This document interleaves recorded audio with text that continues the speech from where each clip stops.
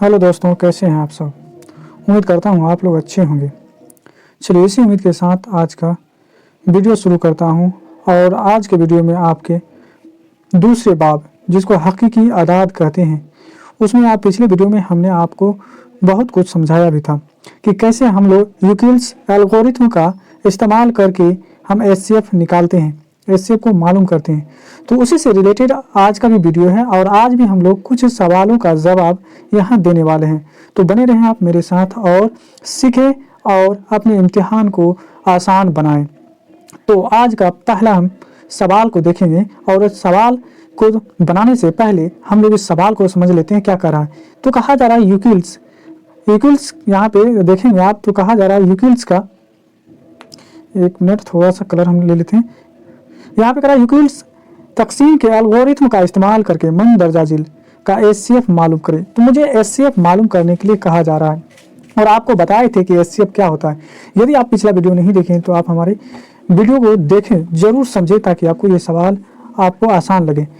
थोड़ा सा बात अगर हम एचसीएफ के बारे में बात कर लें कि एचसीएफ क्या होता है, तो आप जानते होंगे कि एचसीएफ कैसे निकाला जाता है। यदि आपको मालूम ना हो तो हम एक छोटा सा आपको मिसाल देके समझाने की कोशिश करते हैं। जैसे यहाँ पे हम मान लेते हैं कि 2 है और एक संख्या और दूसरी संख्या जो आपका वो आपका 5 है। मान लेते हैं कि मिसाल के तौर पे आप देखेंगे कि 2 और 5 में कौन बड़ी संख्या है, तो आप कहेंगे 5। तो 5 की तरफ हम इसका सोसा यानी इसका चेहरा खोल देते हैं, तो इससे पता चलता है कि 5 बड़ा है 2 से। अब यहाँ पे इस बड़ा और छोटा का मतलब क्या होता है, तो इसका मतलब एक ही है कि 2 से भाग लगाएंगे 5 में, यानी 2 से जब हम 5 में भाग लगाएंगे यानी इसको तकसीम करेंगे तो देखेंगे कि आप कितने बार में इसे तकसीम कर सकते हैं। तो 2 बार में आप 2 को 2 बार अगर पढ़ते हैं तो 4 आता है और 5 में से 4 को निकाल दें तो 1 बचता है। अब देखिए आप क्या करें, यहाँ पे ना रुकें, जब आपका ये 1 रह जाता है तो इसी को आप इस तरह से, है ना, और ये 2 को आप यहाँ पे ले आएंगे। किस 2 को, तो इस 2 को यहाँ पे लाएं और 1 को अगर आप 2 बार पढ़ें तो आप यहाँ जान पाएंगे कि 2 आता है और 2 में से 2 जब निकालते हैं तो 0 मिलता है, या इसी को कई बार हम लोग कट के निशान से भी जानते हैं। तो जब आपका 0 आ जाए ना तो बस आपका काम बन गया। अब जिस नंबर से यानी जिस आदाद से आप इसमें पूरा का पूरा यानी तकसीम कर देते हैं ना, ये नंबर आपका एचसीएफ कहलाता है। यानी यही आपका एचसीएफ। अगर एचसीएफ की बात करें हम लोग तो कह सकते हैं कि एचसीएफ जो हमारा 1 निकला। कितना निकला? 1 निकला। उम्मीद करता हूँ कि आपको ये समझ में आया होगा। चलिए अगले सवाल, यानी हमारा जो सवाल है उस सवाल को हम लोग हल करेंगे और उसका हम लोग जवाब ढूंढेंगे।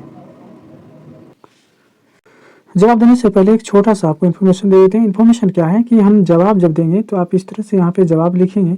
जवाब लिखने के बाद आप यहाँ पे 135 और 225 जरूर लिखेंगे, क्योंकि यहाँ पे आपको दिया हुआ है 135 और 225 का यहाँ पे एचसीएफ मांग रहा है। तो जवाब लिखने के बाद आप 135 और 225 जरूर लिखेंगे। और यूक्लिड्स जो थे ना, उसके जो तकसीम के जो नियम है ना, जो उनके तो रूल्स हैं वो इस तरह से कि a बराबर बी क्यू प्लस आर, जहाँ आपका जो b होगा ना वो r से बड़ा होगा। ठीक, तो अब हम ये समझ लेते हैं कि b क्या है, a क्या है, q क्या है, r क्या है। देखिए जब हम किसी संख्या से किसी संख्या को तकसीम करते हैं ना तो उसे b कहते हैं, और जिस संख्या को तकसीम करते हैं, है ना, वो आपका a होगा। और जितना आप तकसीम करते हैं यानी देते हैं, दूसरे को देते हैं, वो आपका q होता है, और जो रह जाता है उसे हम r कहते हैं। यहाँ पे देखिए इसी सवाल को समझने के लिए हम क्या किए हैं कि 135 से हम क्या किए हैं, 225 को तकसीम किए, यानी 135 से भाग लगाए हैं 225 में। तो देखिए एक बार में ये लग जाता है। जब हम 225 में से 135 को निकाल लेते हैं तो बचता है आपका 90। अब देखिए ये आपका जो है ये आपका हो जाएगा a, ये हो जाएगा आपका b और ये हो जाएगा आपका q, और ये जो रह गया 90 ये हो गया आपका r। अगर हम इस तरह से देखें ना तो यहाँ पे आपका जो दे रखा है, यहाँ पे अगर इस तरह से देखें, क्योंकि आपका जो यानी नियम है वो है a बराबर बी क्यू प्लस आर। अगर आप देखें यहाँ पे a का वैल्यू क्या है, यानी a का क्या यानी यहाँ पे कीमत है, तो कहेंगे 200 कितना, तो 225। जरा सा हम यहाँ पे जगह बना ले, इसको मिटा के तो हम यहाँ पे लिख सकते हैं कितना, इसको मिटाते हैं और फिर आपको हम लिख के समझाएंगे यहाँ पे। तो यहाँ पे हम देखे थे a बराबर जो था वो था B Q plus R, B Q plus R है, बी क्यू प्लस आर। तो देखिए a का वैल्यू कितना है, तो a का वैल्यू है 225, हम यहाँ पे लिखेंगे 225।